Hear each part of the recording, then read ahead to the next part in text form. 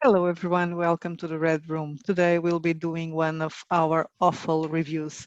We are planning on actually reviewing Dungeons and Dwellers, but it's a 500-page tome, right Miguel? A big Mm-hmm. chunk of a book. Right. So we didn't have time to read all of it. But so we decided to review the first adventure that has been published so far, Escape from the Flesh Catacombs. It's a good name. I forgot to say that this is by David and Melissa Guil. As the game itself. Exactly. So, Escape from the Flesh Catacombs is a horror fantasy OSR scenario. Um, it has inspirations on Greek mythology. The story revolves around a dungeon that is where a gorgon has captured several people and has done some works of art with their bodies. Turn them into stone, right? Yeah, turn them into stone, and has also captured the characters. So when the adventure starts, the characters will regain consciousness already in the dungeon, and they will have lost memory of where they are, so that they don't know they are in the catacombs, and they can't remember anything that happened before.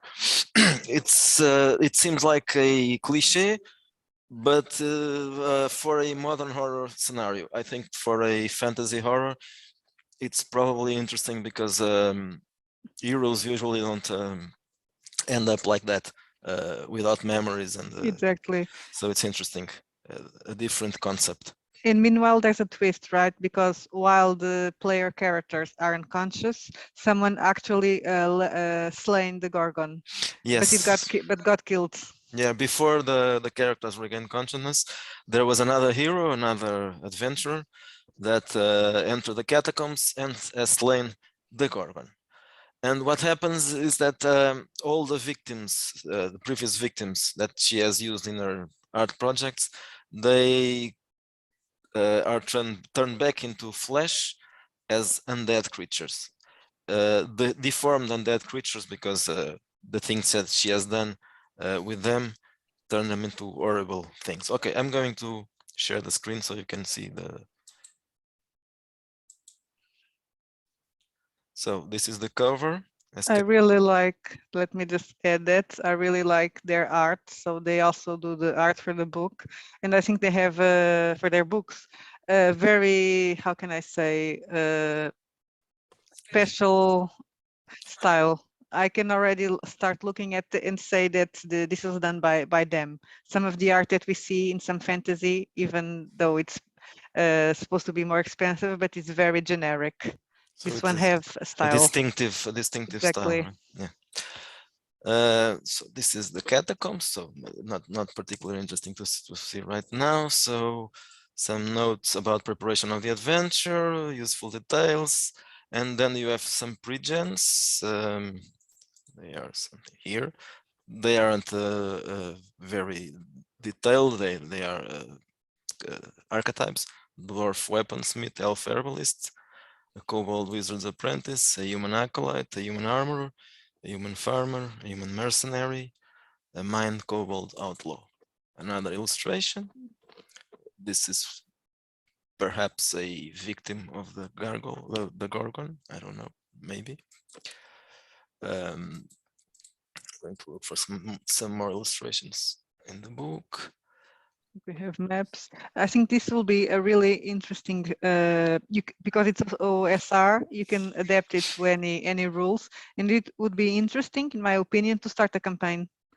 If you want, you don't know how to get the party together, you can just start it like this. They can meet after they escape, if they escape from the dead Gorgon lair. Yes, it's one of the suggestions they do for this. It can be the beginning of a campaign. Of course, it's a difficult start because, as they say, being trapped in a catacomb with a gorgon, it would probably be bad, but it's worse in this case because even though the gorgon is already dead, there are many undead there, and Dead well, things. undead people, things, creatures in general. That's why it's a flash catacomb. I like Yeah, I like the idea and the idea of the title, like the trick.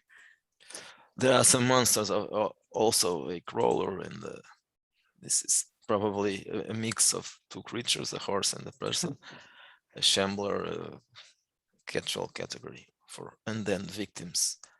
And this is another thing, a crawling claw, Claw. but composed of random body chunks. Yeah. So it would be a gigantic.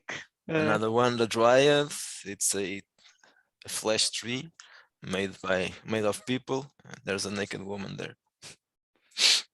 So this is the base of the thing. It's supposed to be an adventure. It's supposed to be a dungeon, but it's supposed to be a scary dungeon because the the creatures there, despite being uh, former people, most of them probably, they are combined to look like they're disgusting things. they were twisted into monstrous Yeah. things, and they should be dead. They shouldn't have survived. But since this is a catacomb, it's near the underworld, so their spirits are trapped. Yes, they couldn't escape from the spirits couldn't reach whatever the place where they should go, so they got trapped in these dead bodies. I And really like the monster illustration. Sorry. yes, and well, they are well, this one is nice. They are a great useful tool for game masters to describe this, because this scenario will obviously rely a lot on descriptions from the game master. It's a horror scenario, so it's basically that. If you have to, you probably don't have to scare the players.